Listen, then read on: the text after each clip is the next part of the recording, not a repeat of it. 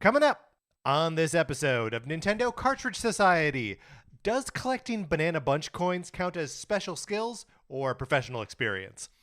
It's dangerous to go alone, so the Nintendo Cartridge Society goes with you.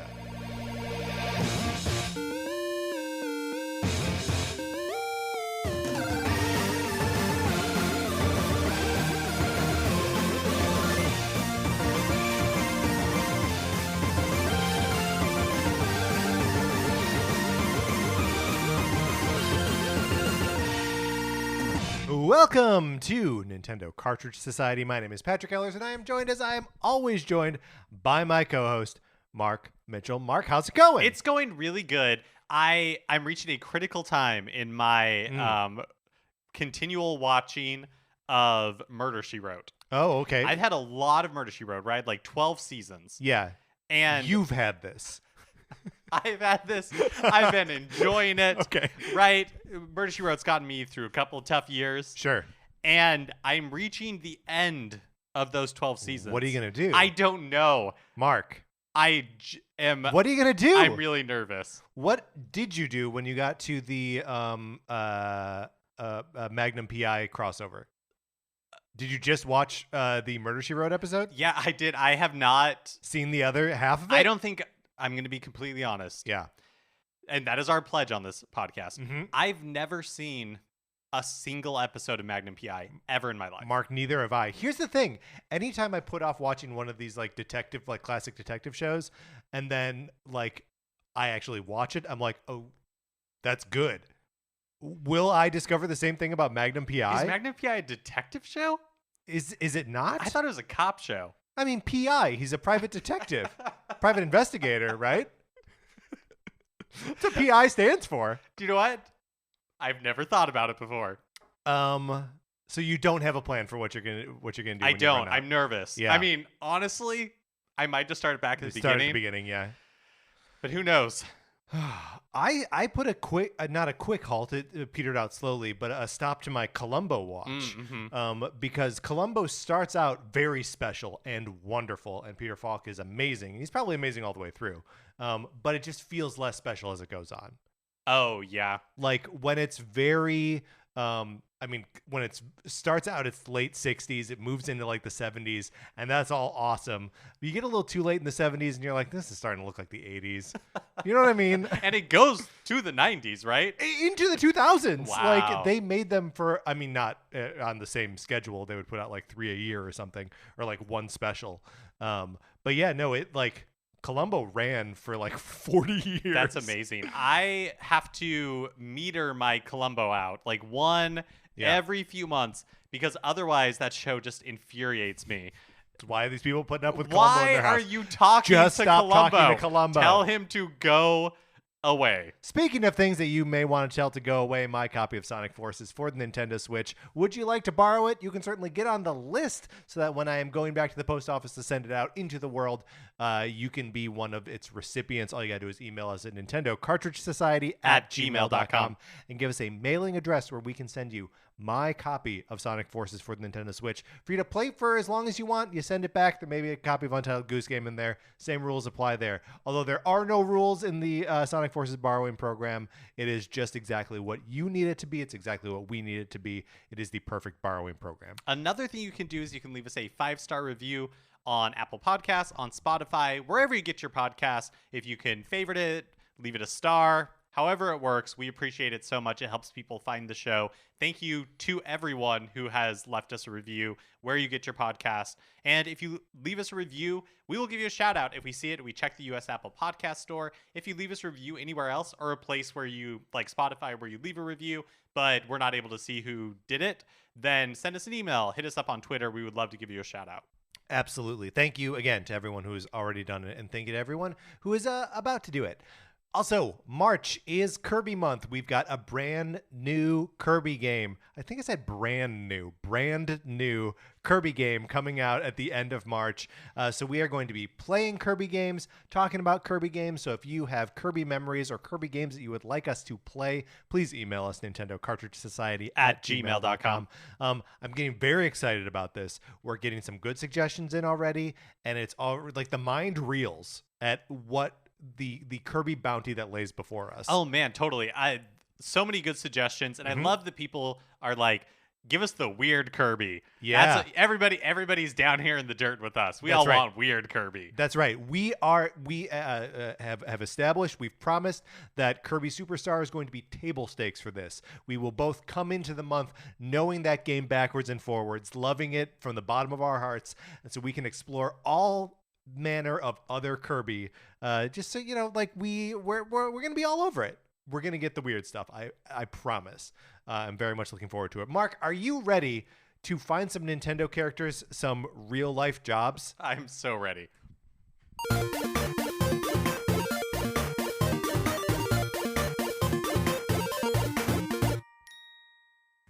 Now, once upon a time, you and I did do an episode where we decided what Nintendo characters should lose their jobs. Yep, we did. This happened around the time that Mr. Rossetti was fired from Animal Crossing because there was no longer any need for him to scold you for resetting the game without saving. But this is different.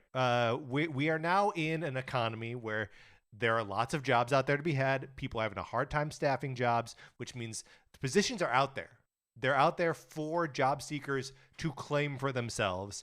And there's maybe just, people may have a hard time turning their experience into what their qualifications to get a new job. Maybe you don't have any experience in that field exactly.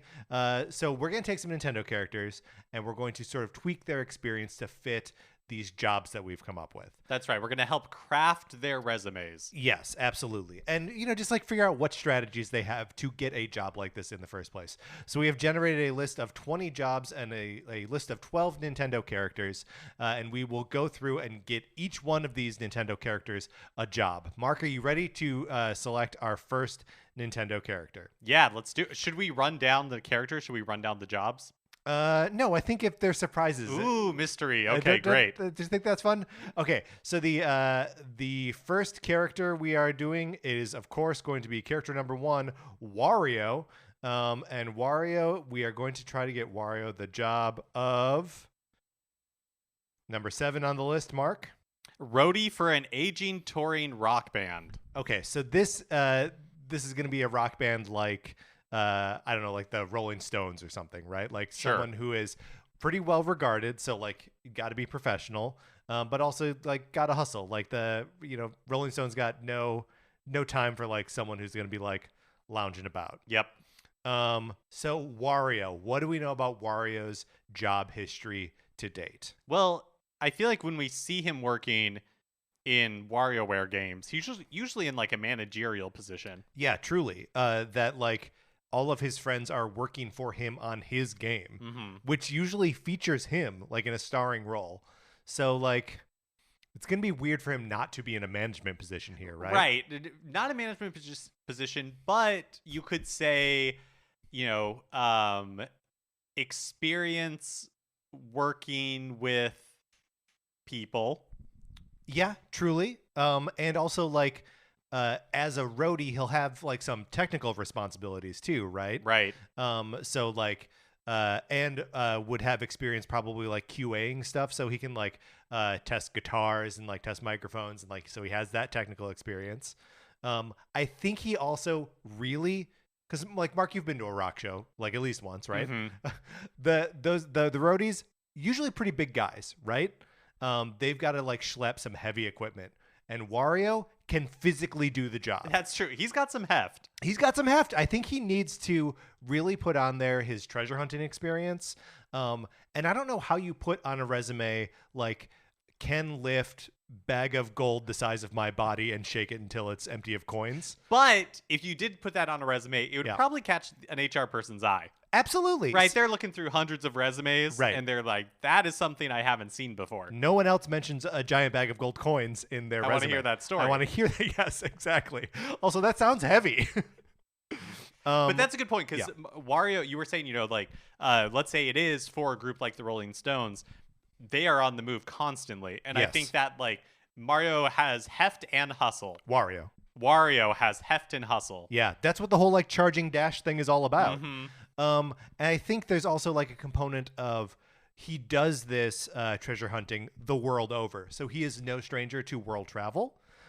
He could even, I know it's not like a, like bouncer, fixer kind of position, but like he could sort of tag in for that kind of responsibility. If he had to, absolutely. If Yeah. stuff started getting out of control. Yeah, totally. I mean, you want to have Wario in your corner. You certainly don't want him working against you. Okay, did we get Wario this job? I think we did a pretty good job. Do you think there's something more that we need to like double back on? I'm just trying. Let's see. Rhodey Mm-hmm. probably wears all black. Right. That's a little tough for him. He's a like a garishly dressed individual, but also like a roadie can. We're not talking like a stage manager here, right? So like, I think the look of him wearing the jean jacket vest, It could have a little personality. he can have a little personality. Yeah. I think he's a good fit. I think we got him that job. All right, Wario, you are now touring with the Rolling Stones as a roadie. Mark, are you ready to select our second character? Yes. Okay. I'm going to read out the number. You just tell me who the character is. Okay. Number 3. That is Samus. So Samus is applying for the job number 4, a sommelier. Okay, now this is tough. This is tough because of all the people that I would think should be applying for a sommelier job. Geez, I don't know. Does Samus even like food? Does she like wine? Like, It doesn't come up yeah, very often. no. Adam's not like snack time. What do you pair with a nice brie? It's difficult. Here is the thing that I will say about Samus, is that she is self-motivated, right? She's a bounty hunter. She collects her own bounties, right? Figures all that out on her own. But also that she has to go to alien planets where she has zero information about what she's going to find there. Is she going to uncover a brand new like virus? She discovered the Metroids, right? Like all of this stuff is new to her and she becomes an expert in it.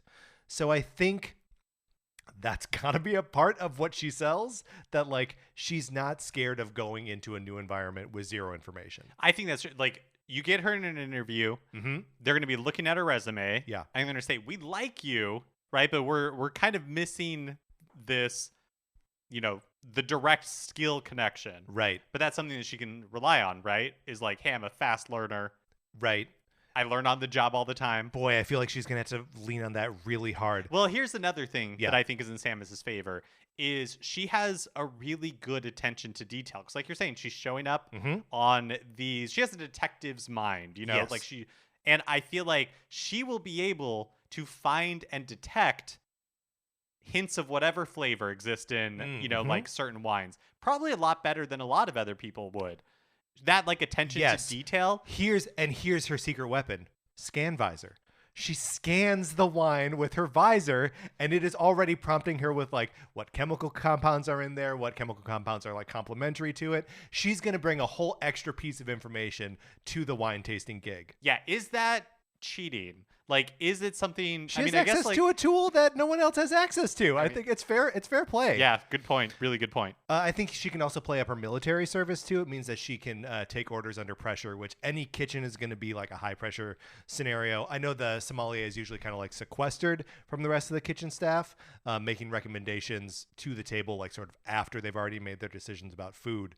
But I think you can incorporate that role in with the rest of the kitchen just as actively, and she would be great at it. Yeah, and I also think that she is good under pressure. Yes. And so having to make like split-second decisions and living with that, true in combat, true in choosing wines for people. Yeah. Yeah. No, I think that's good. I think we definitely got her this job. I'm so glad we landed on the scan visor because that's like a crucial piece of information.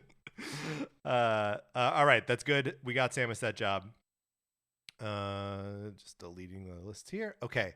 The next character, Mark, is going to be character number 3.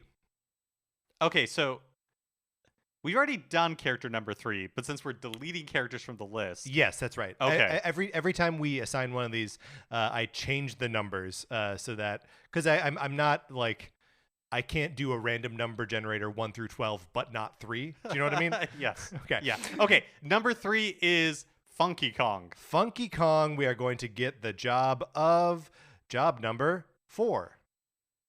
which is storyboard artist. Okay, this is a tough one. Okay.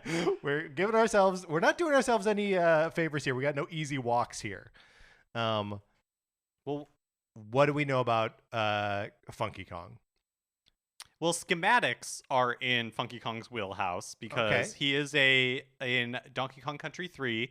He is a inventor and builder. I don't know why I said it inventor. Sometimes you just say things weird and it's delightful. Yeah, okay, so he has schematics. That's true. He's probably, if not drawing those up specifically, he's sourcing them somewhere. Yeah. Are those his designs? I guess I think don't so. know. I think that's the implication. The thing that I can't really get away from is that Funky Kong is a surfer, right? Yes. And there are obvious links between surf culture and skateboard culture. And in skate culture specifically, there's a lot of tagging and customization of decks and stuff. So I think we have to assume that he has experience, if not he's got to have an eye for it, right? He has to have an eye for art, which doesn't necessarily make him a good storyboard artist. No, because I feel like the piece that we need to connect. Because I think he has this like you were saying. I think he has the drafting skills. I think Sure. the skill is there. I think the piece that we're missing is the storytelling. Is the storytelling, the creative, being able to visually tell a story. Yeah, that one's tough. Does he have any connections in? Does he have any people in his? Oh, in his sure, orbit? nepotism. Yeah. Yeah, well, if not nepotism, just friend. That's how people get jobs. Is that they know people and Yes. they so is there anyone close to this that may be able to help him get a storyboard artist job? Honestly, it seems pretty tough to me. Does he know Swanky Kong? Swanky Kong at least hosts a game show, so he's in show He's business. in the industry. Okay, so maybe that's it. Maybe he has to really lean on Swanky Kong as a connection. Right, and Swanky Kong can get him in the door. Yeah. Some places. Funky Kong, I think, would be willing to work start from the bottom. Yeah, I mean, I think so. We've seen him obviously as you described him earlier as an inventor, but he is also a travel magnate. Right in the first game, he runs an airline. Yeah, weird. So yeah, I think he's worked a lot of jobs, which means he's no stranger to starting at the bottom, working his way up a little bit, then starting over again. Frequently his own boss, right? So he can use that sort of self-starter thing to sell himself. But yeah, I think in a lot of ways is going to have to rely on Swanky Kong to get him through this. Yes, he doesn't have the qualifications on paper, but I believe in Funky Kong. I think given the opportunity, he could be a storyboard artist. I believe in Funky Kong. All right, that's good. I don't know that we got him that job, but I think that's the best shot he's going to have. Yeah, I think so too. All right, next character is number 7. Wii Fit Trainer. And the job that the Wii Fit Trainer is going out for is job number 6. Firefighter.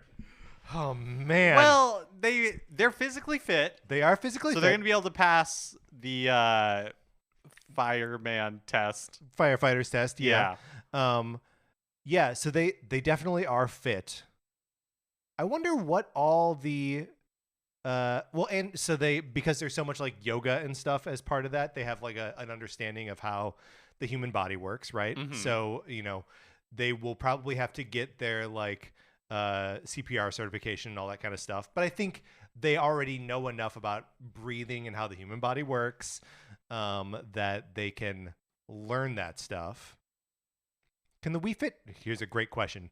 Can the Wii Fit trainer drive? Does the Wii Fit trainer know how to drive? But do you think that... sorry, let me answer that question first. Yeah. No. Okay. It's a real problem. Because you got to drive a fire truck. But yeah. Do you think that being able to drive a car, a passenger car, translates into being able to drive a fire truck? Ooh, what a great question. I think Probably it is. not. I think it's sure a great first step, knowing how to operate a motor vehicle. Yeah. But I'm guessing you have to learn how to drive a fire truck. So they would be behind. Yeah. But I don't think it would be a deal breaker. Right. And I think in this case, you really have to lean on the sort of like bedside manner that, and again, not that a firefighter is a doctor, but a firefighter does have to work with EMTs, and like we'll spend a lot of time in like the back of ambulances, like helping as like a first Sure, responder. yeah, Yeah. you are going into traumatic situations all the time. And being able to talk to people in a calming voice, get them breathing regularly, get them feeling different parts of their muscles and their body, and like connecting that all to like their well-being, reminding them that they're safe. I think the Wii Fit trainer may in fact be uniquely qualified to be a Be firefighter. very good at that. Also, if it's the male Wii Fit trainer, would look perfect on a calendar, right? A hunky fireman's calendar. Oh yeah, for sure. Do you think that that's something that ever comes up in a firefighter job interview? I think it's on the list of things not to ask about, but that doesn't mean that they're not thinking about it. Right. I think it's always got to be in the back of your mind. Yeah. All right. I think we nailed that one. So now we are down to 8 characters. So the next character is character number 7. Judd Judd from Splatoon. From Splatoon. And the job is number 6. Zoo janitor. So this is the janitor at a zoo. Question. Yeah. About the zoo janitor position. Mhm. Is it like, are they emptying trash cans? Like, are they a janitor for the human part of the zoo or for the animal part of the zoo? This is a great question. I think one that as the job applicant, as Judd, need to seek clarity on For right sure. away. Yeah. Because on one hand, it's like shoveling elephant poo, and on the other hand, it's like cleaning up the food court, right? I think for the purposes of this conversation, I don't know, which way do you want to go? Well, I think it's probably safer for Judd Mm-hmm. if he is like for a janitor for the human side Sure. of the zoo, because Judd is a little testy, Yeah. and Judd is an animal, Yes. and I don't think Judd hanging out with the other animals, You think would be bad? I think that's a bad combination. Here's the thing with Judd, though, is that he lives his entire life among creatures wholly unlike him. Right. Right? He is the only mammal, other than, of course, the tiny clone of himself, in a world of squid creatures and other sea monsters that have taken on human forms. So he would possibly be comfortable in an environment where he's around creatures unlike himself, but maybe it is for the best that he just be like in the human part of the Well, zoo. I'll push back a little bit, because he is also like, when he was woken up out of his slumber, like for a long time he was revered as a god. And Okay. so I think he has an inflated sense of worth. Also, I'm not particularly worried about, like, I know I said that he is testy, but I'm not really super worried about him around other animals. Yeah. But like wild animals may not know how to react to Judd. When I was in college, the janitor who worked the dorm that I lived in for 2 years seemed like a cool guy, but he had all these stories about going to zoos and making the gorillas mad. And one time a gorilla flipping him off, and he flipped the gorilla off back, and it made the gorilla like charge at the like cage wall and like yell at him. He seemed like such a nice guy, but like he's making gorillas mad.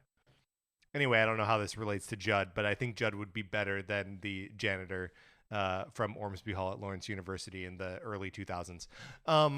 Okay, how does Judd get this job? Right. Because his current experience is like adjudicating matches between squid kids. Mm-hmm. So he's no stranger to mess, right? And in fact, it has a discerning eye for how much mess on one side versus how much mess on another. He would know where to start. He has. He would know how to prioritize. Right. That's good. And would be able to communicate it clearly to the rest of the janitorial staff. Uh-huh. He would wave a checkered flag in one direction or the other. Yeah, but beyond that, I don't know what other qualifications he has. No. I mean, I guess you could argue that he does have management experience. Because he manages the little clone, Uh-huh. little Judd. Yeah. It's unclear whether or not there would be any opportunity for growth into a janitor managerial position Right. in this role. Although you have to imagine that a zoo has multiple janitors that work for it. So they definitely need a team player. Mm-hmm. Judd's not getting this job. I don't think he's getting this job. I don't think so. And I don't. Here is the thing. If he was revered as a god when he first came out of like cryo sleep or whatever, he's got to have great references, right? Yeah, that's true. So I think it's probably he's got to lean on those references. And even though his references have nothing to do with either a zoo or janitorial work, they're such glowing references as like, this cat is a god, hire him. I think he gets an interview. Yeah, I think probably. I think it depends on how well he does in the interview on whether he gets this job or not. No, that's a tough one. Sorry, Judd. I don't think we got tried you our there. best. We tried our best. All right, next character is character number 1. Professor Egad. Professor Egad will be going out for the job of number 11. General contractor. Okay. This one seems like kind of right down the middle. Yeah, I agree. I think that Professor Egad would make a fine general contractor. Yeah, I mean, he has experience. He obviously is an inventor. Mm-hmm. He can bring out his inventions and show you how effective they are at catching ghosts, even when equipped by someone as cowardly as Luigi, right? And I think there's a lot of money collection in Luigi's Mansion games. Is that weird?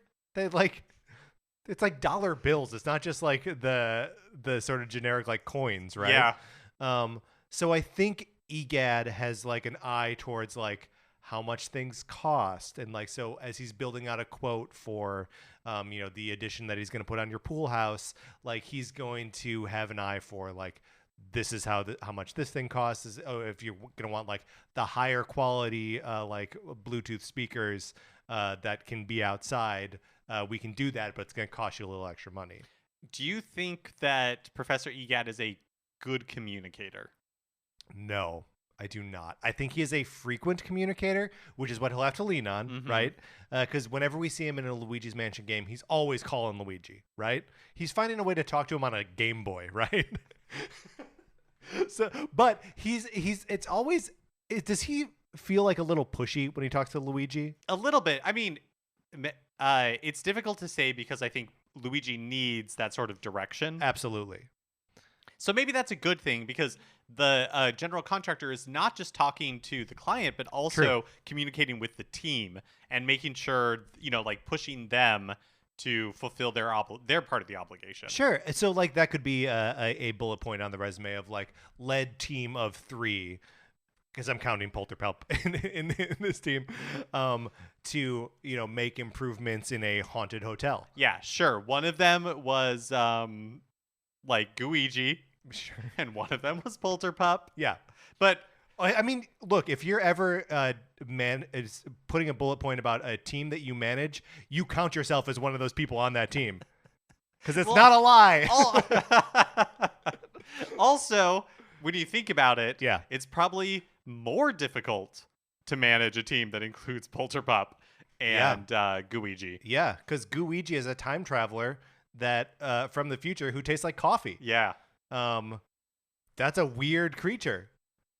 I don't think Professor Egad needs our help to get this job at all. I think I genuinely think Professor Egad would be a very good general contractor. Yeah, as do I. All right, great.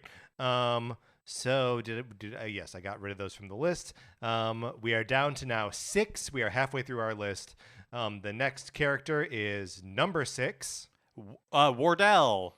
And the job that Wardell is going out for is number 5. Watch Repairman. Oh boy. Okay, so Wardell, this is the manatee from Animal Crossing New Horizons, Happy Home Paradise. In that game, he is sort of like the curator, or like he manages the selection, the like kind of slight selection, right? It's only a couple items per day of things that you can buy using Poke to decorate other people's homes on the archipelago, or that you can take back to your place. So he deals in very specialized like furniture and decor. So he has experience sourcing unique parts. Yeah, because do we think Wardell is like curating? Absolutely. Yeah. I think Wardell goes out into the world. He knows like a couple shops, a couple like suppliers that he goes in and he finds only the best, right? Where he brings back like a weird lamp or like a bed that has some posts on it or something. And he brings it and, has a pretty high markup on it. And that's, of course, a great like resume, just general resume skill. Everybody's looking for somebody with an attention to detail. Right.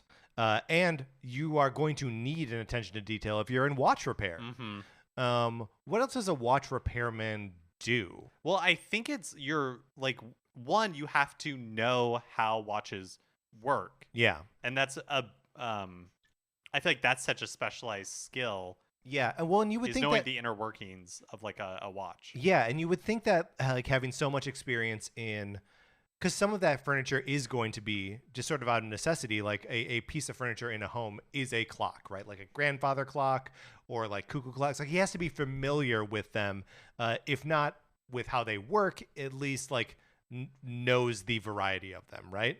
Downsides, things we're gonna have to talk around in his job interview. I don't know how much dexterity I don't think he has fingers. Yeah. I think he's got flippers. And it's such a, you're working on such small, intricate pieces. Yeah. That would be a worry to me. Yeah. If I was taking my watch for repair and like a manatee was preparing to work on it. Right. Well, and he's also, Wardell is very deliberate and very slow, which I think will come across like in the interview. And it's, when I say slow, I don't mean he's dumb, right? He's very deliberate. He takes his time with things, which I think can be confidence instilling when you're taking something for them to repair, right? You want to know it's someone who's going to take their time with it. Especially I feel like if you're taking a watch for repair, it must mean that you like that watch, like it means something to you. Right. You don't take like a Casio to get repaired, right? Like it has to be something meaningful to you. I think Wardell is also going to have great references because he has a good working relationship with Lottie, with Nico the monkey. Like I think, and he has experience with like high pressure clients, right? That they just want you to do their vacation home right. And so he has to source the perfect items for their home. Just like if someone is bringing a watch to you, it's because it's a meaningful watch to them. So I think Wardell can probably get this job. I'm a little worried because We're a little worried about the fingers. I'm a little worried about the fingers, but best of luck, Wardell. Mm-hmm. Really rooting for you. I think he probably somewhere in his network knows someone that makes watches and clocks, so we can definitely tap into that. I mean, just from his job, like sourcing equipment. Like, yeah, he totally. knows You're right. someone. If nothing else, he could get this job. He could pretend that he's fixing them, but really he's just taking them to somebody else who he knows. He's like subcontracting the watch fixing is what I'm saying. Look, we're only working on getting someone the job. Once they get it, then it's out of our hands as to whether they're going to be good at it or not. We just want to get people in positions. Our next character is character number 1. Tingle, my boy, Tingle. And Tingle is going out for the role of number 8. radio jingle composer. Okay. I think that Holompa. I think that Tingle could be pretty good at this. Yeah. He has a musicality about him. Mm-hmm. He has a sort of look. One of the things like in Tingle is maybe so perfectly suited for work in radio because radio is nothing but old men trying to pretend to be younger than they are, right? Like that's all That is what so radio true. is. Okay, so, quick sidebar. Yeah. When I was in 7th grade, I would take the bus to junior high every day, and I remember the bus driver would listen to the same like contemporary like alternative rock station every day, and in that hour, there was like one of those morning crews. Yes. I just assumed that they were like 18. No way. Like those guys barely. Those guys are like 55 years old. I mean, like Casey Kasem was doing like the countdown until he was like 80 something, like, and just trying to say the names of rock bands that, just like it doesn't. It's nuts. Radio is all about old men trying to appear young, which means Tingle already has this job. I agree. Like, if Tingle existed in the real world outside of Hyrule, Yes. I'm pretty sure he would be on AM radio. Yeah. I mean, let's just come to terms with this. Tingle would have a podcast. Tingle would have a podcast. Tingle would have a podcast. Wow, this is really holding a mirror up to. We know where Tingle. This is that's table stakes for the show. But okay, he has a musicality to him. But I think he's going to need a little bit more. I mean, and luckily there are a lot of musical people in Hyrule that are like in his orbit that he may know. He knows Link, obviously. Link plays the ocarina. So that's good. He has witnessed the supernatural power of a baton that makes music that controls wind, right? So, I mean, I think Tingle's I think he's got it. Yeah, and honestly, he doesn't have to be the lyricist for it. No, well, in like a radio.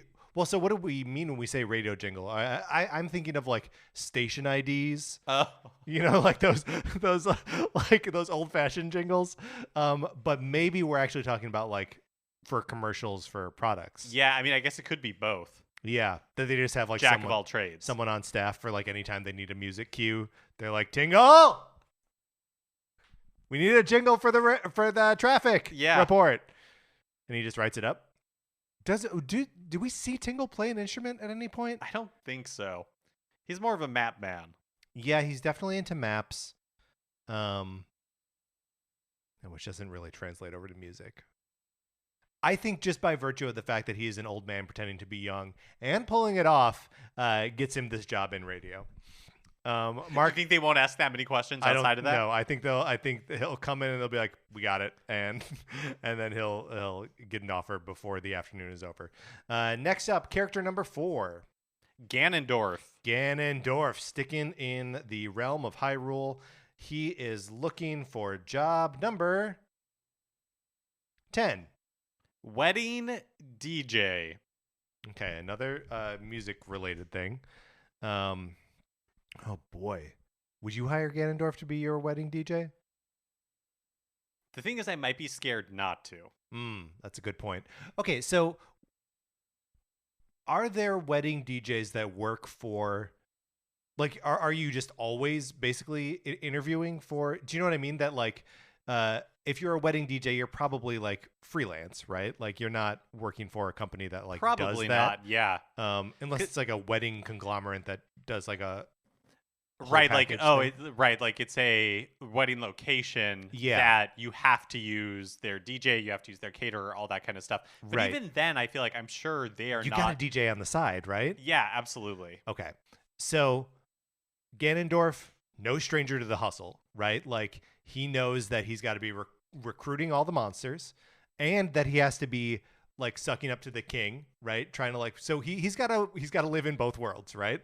And I think that's good for the wedding DJ because it means that he is always looking for the next gig and that he can talk to like the dad who's paying for the wedding. Mhm. You know what I mean? But man, I like beyond that. I mean, is it just like an intimidation thing? Well, I do think that being a wedding DJ, probably a lot of your business it's referral business, right? Yeah. Mm-hmm. You people have a good experience with you, and so they tell their friends, and that's how you get hired on gigs. Right. Let me ask you this: does Ganondorf, well, out on a wedding DJ gig, does he pull out the old pipe organ and play like the weird Ganondorf battle music at the end of Ocarina of Time? Like, is that part of it? Because you're not going to get that from anyone else. Like you aren't. I mean, someone else very is specific. going to play like Twist and Shout, and he's like, no. I'll show you a little bit louder now, and then he goes on to the pipe organ. Do you think it's a mix of both? Like, do you think he's playing contemporary hits and then he's sliding the pipe organ in there? Like, do you think he's a working musician, Right. who pipe organ is his craft, and he is a wedding DJ? 'Cause Sure. that's what pays the bills. Yeah, well, I mean, you have to think that he does like combine them in some ways, right? Like, some of the better wedding DJs that I've been witness to do like the DJing thing well, right? Of like matching beats to transition from one song to another, right? And programming a night that starts out accessible to like the parents of friends, or the friends of parents, and stuff like that. And then as the night goes on, get like kind of younger and hipper and more current. Transition nicely through Lady Gaga because everyone loves Born This Way and it's fine. And everyone can dance to Firework, but like, by the end of the night, then you can really be doing like stuff that, the older people haven't heard of. And I think Ganondorf, we've seen him program a progressively more difficult experience of dungeons. Surely he can do the same with music. I think so too. I also think that he is great at orchestrating people, right? He's really good at getting people to have the mood that he wants them to have. Yeah. And I that's like important, right, for a wedding DJ, because you really want to sell that experience. Yeah, no, I think that's great. And then also if he is just like gigging on the side, playing an organ in, I don't know, rock bands or something, that he would get referrals that way too. That like his other friends are also musicians, which mean they get asked like, "Hey, do you know a good DJ?" They're like, "I know a scary DJ." And they're like, "Okay, I guess that's good enough." Yeah, I mean, I think he's a wedding DJ for sure. I think he kills around Halloween. Totally. Does not play the Monster Mash. No. Refuses. Do you think he got that job? I mean, I think there's no stopping him, right? There's no stopping him. All right. Next up is character number 3. Mario. Mario is going. How many jobs do we have left? 11. 11. Okay. Is going out for the job of number 11. Hand model. Mario's going to be a hand model. Here's the thing. His hands always in those gloves. Even when he's out running around in Super Mario Odyssey in a swimming suit or with no other clothes on, he is wearing gloves. So you're saying his hands are like perfectly preserved. They've never been touched by the sun. Like he has baby hands. So that's a huge plus. Huge plus. Probably. Because hand models, you want people's hands to look nice. Yeah. If you're looking at it up close. But do you want it to look baby-like? That's a great question. I mean, because also, like, Mario has worked in construction. Obviously, he worked as a plumber. So while his hands are clean and have never seen the sun, maybe they are a little beat up. So maybe that's good. Maybe he's found, like, the perfect in-between. Yeah. So the hands photograph well. They look used. Yes. Right? They don't look like perfectly preserved hands. Right. But they're still in really nice condition. Well, and also, like, what kinds of things could Mario serve as hand model for with his workman-like hands? Downside, he only has 4 fingers on a hand. Oh, he is not getting this job. It's too weird. People would want to know what's going on there. But you could I think you could delicately hide it. Like if he was holding a bunch of radishes, you wouldn't necessarily know that, depending on how he was gripping them, that he only had 4 fingers. We got to talk about this. I think Mario has 5 fingers. I do not think he does. I think he has 4 fingers and a thumb. Oh, yeah. Like a human? Yes. Oh, okay. Like a human. Okay. I had a really... Because I understand the impulse, like, the cartoon characters have... Oh, that's right. Like 3 fingers. Have like 3 fingers and a thumb. Like Disney characters have like 3 fingers and a thumb. Right. Or like the Simpsons. Or right. But Mario... Mario has normal hands. Mario has normal hands. Oh my gosh, what a relief. Mario has Everyone normal hands. Calm down. Mario has normal hands. We're okay. Normal hands that have never been scorched by the sun, but have known a hard day's work. So he can definitely model like, a new Ryobi handsaw or something, right? Like that's fine. People are going to be like, wow, that guy really does a lot of work. He deserves it. We should buy this. But because his hands are in gloves all the time. He could also do delicate work. Oh, okay. You know, I like this. like, I think Mario could do both. Mario could be in a Zales commercial. He wouldn't probably be having the ring put on his finger, but he could be putting it on somebody else's finger. Yeah, I agree with that. And also, like, Mario is so good at just like embodying joy, right? Like one of the things that I love about playing any Mario game is just making him run and jump around because it feels like fun, and I can hear and feel that he's having fun. And I feel like he'd be able to get that across in a print ad, Oh my in gosh, video. so much. Yeah. Yeah. Mario's hands exude joy for sure. I think that's unquestionable. I imagine him opening up a bottle of salsa, pouring it in a bowl, Yep. getting some chips out, Totally. and you can feel the party happening. So, okay, at this point, we've really just described why Mario would get the job. But is there, I mean, what is the application process for a hand model? It's got to be an audition, right? Yeah. I So- think it's probably very similar for like an actor Yeah. where you have headshots of your hands, Right? Hand shots, hand shots, and both in glove and out. yeah, and Yeah. like palm and back of palm. Mm-hmm. And And he's got his modeling resume, which Yep. of course has a picture of him in his underwear from Mario Odyssey. That's right. But yeah, so I think you probably like submit those. They look at them. They're like, which hands don't disgust us? Right. And then they pick those. The person probably comes in and they see what the hands look like under camera.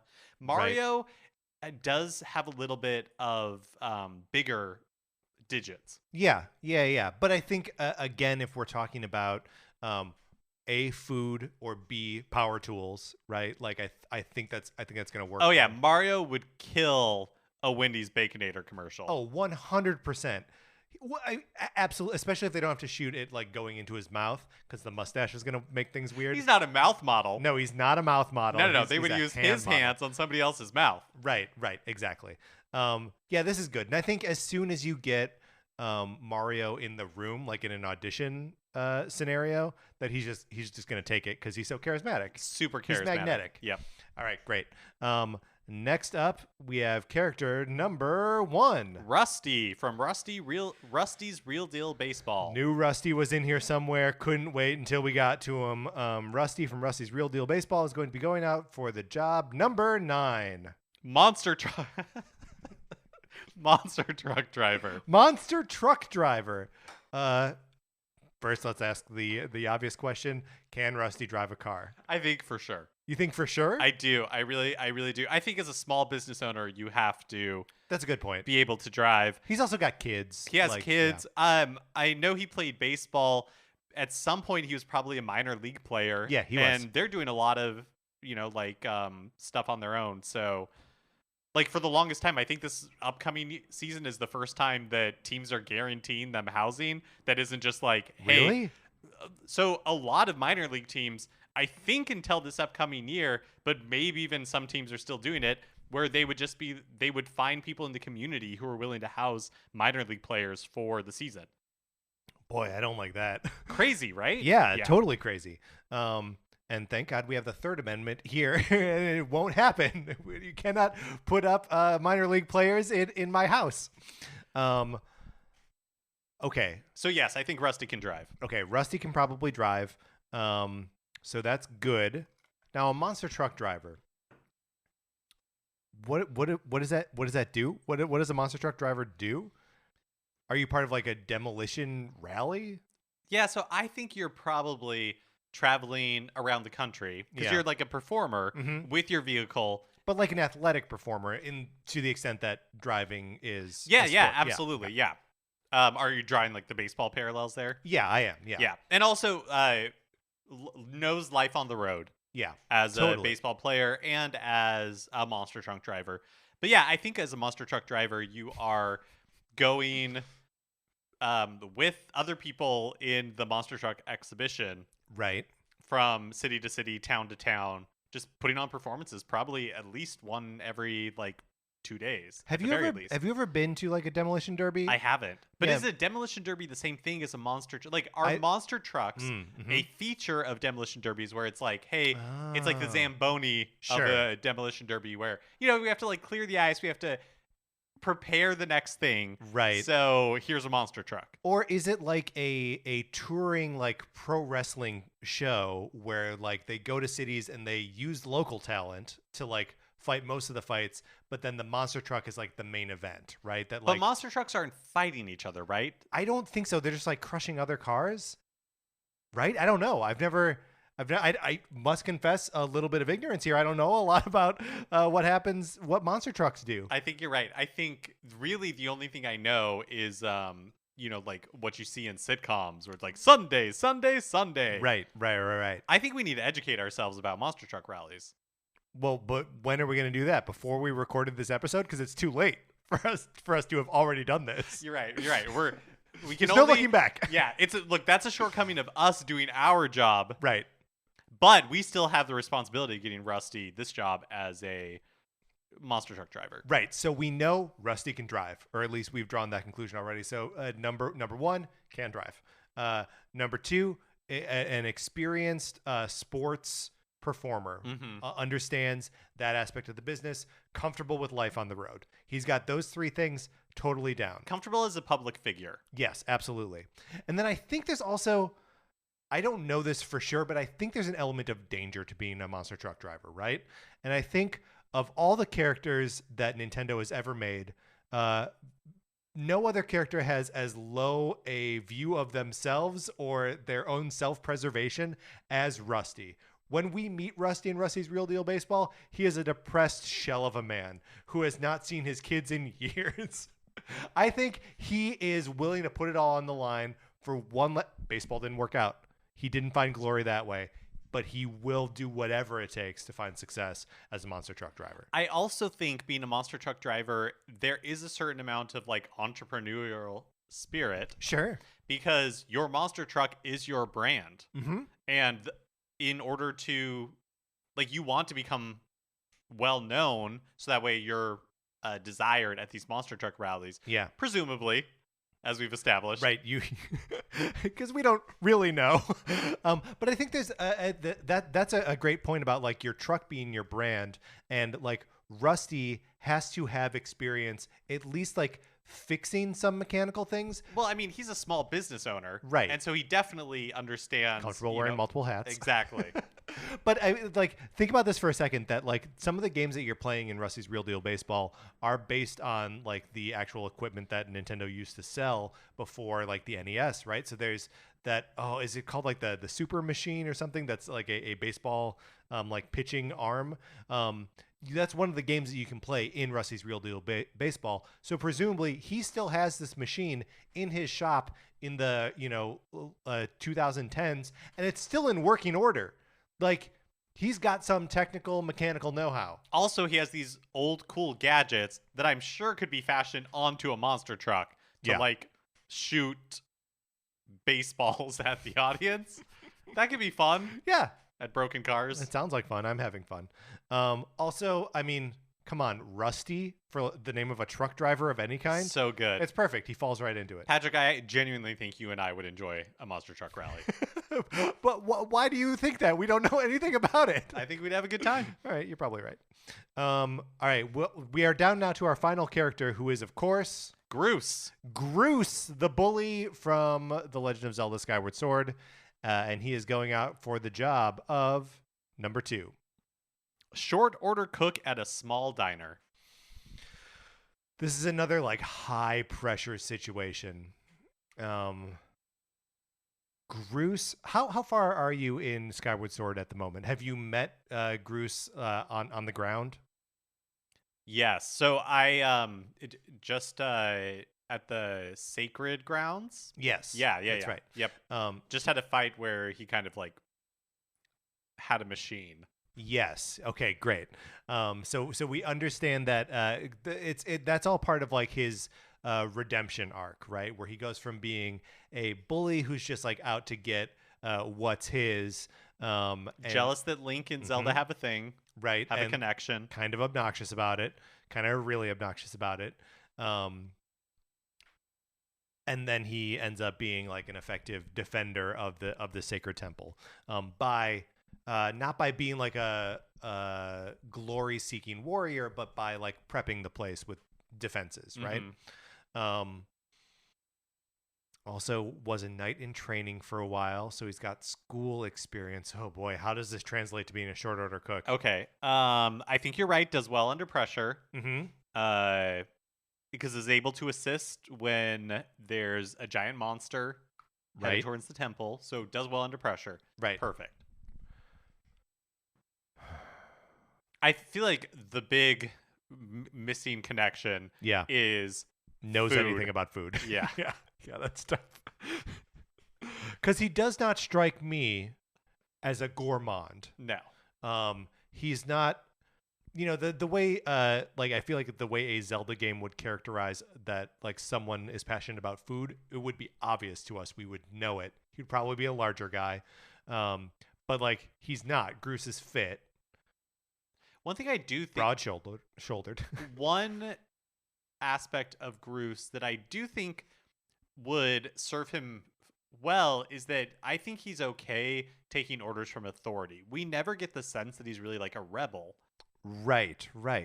He's just kind of a little bit of a bully in the beginning of the game. And so I feel like he would do okay in like a high pressure situation where somebody's, like they're constantly literal orders coming at him. Right. And, like as long as I think if you give Groose a direction, he would be able to go. Sure. That like given a task, he can execute. I think there's also something to, because while he's at the Sacred Temple, he basically the only person he's hanging out with is the sage who lives there, right? Who he keeps referring to as like Granny. And who are the patrons at a small diner? Like the old people who are retired and like go there to have like their morning like coffee and hash browns and a garbage plate or whatever. So he's able to make small talk with the old folks that come in, the old folks who are the regulars at this diner. I also think that he would be able to he would be a good ally to have on staff when the high school theater kids come in at like 11:30 at night. Totally. Someone's got to bully those kids. Exactly. They just, finished a performance of You're a Good Man, Charlie Brown. Yeah, that's right. They're really feeling themselves. They're loud. They're obnoxious. You want Groose in the kitchen. Supper. They're all singing it.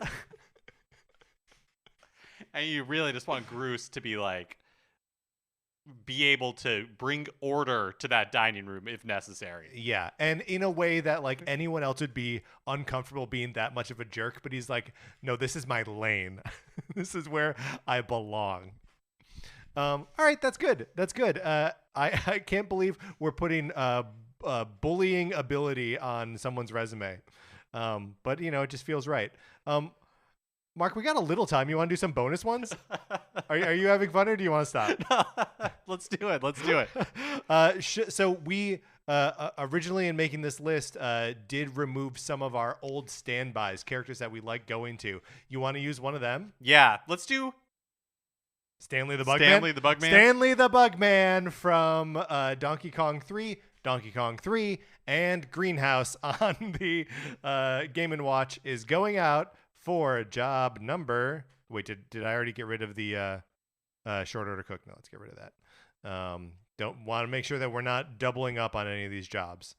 Also, Stanley, terrible short order cook. Oh yeah, because he would panic. Things would get out of hand too fast. All right, he's going out for job number 7. Someone who fires people like in Up in the Air. Sure. So this is taking the George Clooney job from Up in the Air, where he is contracted by companies who are downsizing, and he goes in and gently breaks the news to people that they are no longer employed where they have been employed. They're getting some sort of meager severance, and their insurance benefits are like up at the end of the month, which, by the way, is also the end of the week. Sorry, we shouldn't have fired people on the 27th. Okay. Stanley is an exterminator. He gets called in to a greenhouse that is infested with bugs, but also a gorilla by the name of Donkey Kong. And he uses the tools that he has to drive that monkey out of the greenhouse. He's fearless is what I'm saying. Mm-hmm. So he's going to be in a room with someone who's, 2 years away from like earning their pension, that has been working there for 28 years and is going to be mad. And all he's got is like his little folders of like, what steps you can take next. And he's going to have to fight that battle as though it were a monkey coming in, and all he's got is a little spray container of a bug Of juice. bureaucracy. Yeah. I think that's it. I think that's the only thing that he has to lean on. I think the parallels are like perfect. I think you laid it out so perfectly. Well, also, Stanley doesn't have any other experience, Right. right? He was just an exterminator forever. He had, I guess, 2 separate experiences of fighting Donkey Kong. Yeah, but that's good. I think he would be good at this job. I do. I actually think Stanley the Bugman could be good at a lot of these jobs. He's a versatile guy. He is versatile. All right, let's do one more. Okay. I don't have a character in mind, but do you have someone that you can? Oh, sure. Since Pluck these from are either. bonus characters, let's just do Mike Jones from Star Tropics. Let's do Mike Jones from Star Tropics. And this is going to be for job number 6. Elementary school computer lab teacher. Elementary school computer lab teacher. Okay. So he's an American kid, which means he's familiar with computers, at least as far as like games are concerned. Mm-hmm. Boy, here's a question I've got for you. Do computer labs still exist in elementary schools, or is just everyone on computers all the time? That is an interesting question. I am going to assume that computer labs do continue to exist in public schools because not everyone has access to like technology readily in their homes. Sure. And I think that like typing and stuff like that is taught. Yeah. Okay. So in what way is Mike Jones good at this? Also, I assume that we're talking about like Mike Jones. He's like 16 or like 17 or whatever he is at the time of those games. Old enough to qualify for this job, I Okay. would say. Okay, sure. Yeah. But he hasn't been to college. No, has not been to college. Okay. Has traveled through time / into the works of the Sherlock Holmes mystery. Yeah. Okay. Also, he's been to space. He has a lot of experience for, a Yeah. 18-year-old. Right. But he has graduated high school, we'll say. Okay. And also he's operated a submarine, right? That is operated via robot. Mm-hmm. So he has experience with technology. He also just has experience with lots of different people. Yeah, true. So you think that like somehow? I think that potentially sets somebody up to be a good teacher. Yeah. Because they're able to communicate with like a bunch of different type people. Yeah. Well, I mean, you have teaching experience. Mhm. Would you have been happy if Mike Jones were one of your peers, like in the school that you were working in? Oh, interesting. Here's the thing about Mike Jones. He's always telling stories about. I think Mike Jones is really annoying, Yeah, probably. Yeah. But maybe not. Maybe like having traveled through time. Maybe that like really Sure, like grants shook him a him. perspective. Yeah. It's true. We've not seen Mike Jones post time travel. Like, how does that change a man when he returns, stateside? Yeah, potentially some really good references, but maybe not all believable Mhm. because, somebody's going to look at this reference from like Sherlock Holmes or whatever. Right. and be like, for this real? is a fictional character. What do you mean? I feel like Mike Jones' best shot at being an elementary school computer lab teacher really is his familiarity with technology. Well, I would also say his uncle, right, is a professor of archaeology. So like, he works in education already, to some degree. Right. And I know there's probably not a lot of cross-pollination between the faculty at a college I would imagine. and the faculty at an elementary school. Yeah, But he's a good reference. He's a good reference. He Mhm. probably, in a way, if you were going to lie on your resume a little bit, Mike Jones, you could say that he was a TA Sure. for Mhm. for Professor Jones. If nothing else, assisted in his research. Yes, you could definitely say that you were like a research assistant. So you're in that orbit of teaching already. Yeah. Yeah, no, I like that. I think that And now that's you're how he has to applying do your it. like technical skills. Which he just naturally has because again he's a kid growing up in like the early 1990s. So, like he was coming around at the same time. Look, he had an ICQ account. He got online through like Prodigy or like early AOL. Was living in chat rooms and stuff. I know this because I am Mike Jones. So yeah, I think he'd be a really good computer lab teacher. All right, Mark, should we close this out, or do you want to review what we've assigned people? Yeah, let's review what we teed people up for success. Yes. Or at least for to get the job opportunity. That's right.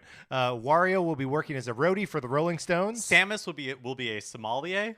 Funky Kong will be a storyboard artist. Wii Fit Trainer will be a firefighter. Judd will be a zoo janitor, and we think that means the human part.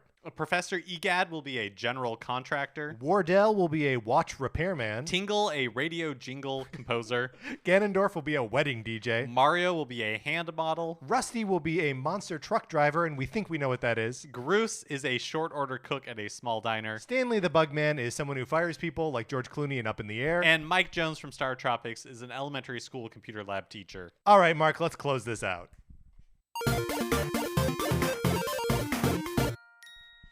That is going to do it for this episode of Nintendo Cartridge Society. Thank you so much for bearing with us on that. I had a lot of fun, Mark. I hope you had a lot of fun. Please remember to rate, review, and follow us on Apple Podcasts and on Spotify. Give us a rating. If you like the episode, you can share it on Facebook or Twitter, wherever you share stuff. We appreciate it when you do. You can follow us on Twitter. I'm at Patrick_Ellers. Mark is at MKE Mitchell, and the show is at NinCart Society. We also have a Facebook page, which is just Nintendo Cartridge Society. Olivia Duncan made our logo. Our theme music is provided by 8-Bit Betty. You can get more of his music by going to 8bitbetty.com. or by listening right now.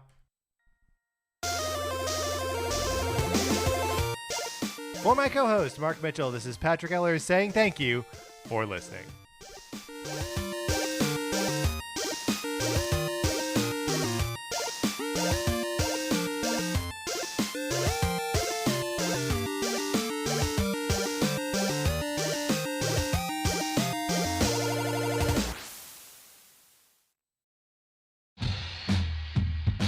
Have you ever encountered an unexplained hairy bipedal hominid in the woods? Have you received telepathic messages from an unidentified aerial phenomenon? If so, then you need to listen to Bigfoot Collectors Club. I'm Michael McMillan. And I'm Bryce Johnson. And together with super producer Riley Bray, we make up the Bigfoot Collectors Club. That's right. Every week we talk to actors, comedians, writers, and paranormal experts about their personal paranormal histories and share stories of high strangeness. Like the time when we talked to Craig Ferguson about the Loch Ness Monster and when a sea witch told him he had raven magic. Or the time I asked Pitch Perfect's Anna Camp her opinion on cattle mutilations. Past guests have included Rachel Bloom, Jen Kirkman, Paul F. Tompkins, Bobcat Goldthwait, and more. So if you've ever been abducted alongside 5 reindeer by an alien with drills for hands or witnessed Bigfoot crawl out of an interdimensional portal, Don't laugh, happens all the time. then check out Bigfoot Collectors Club on Campfire Media or wherever you get your podcasts. Bigfoot Collectors Club. You're here to believe us. wait, is that how it goes?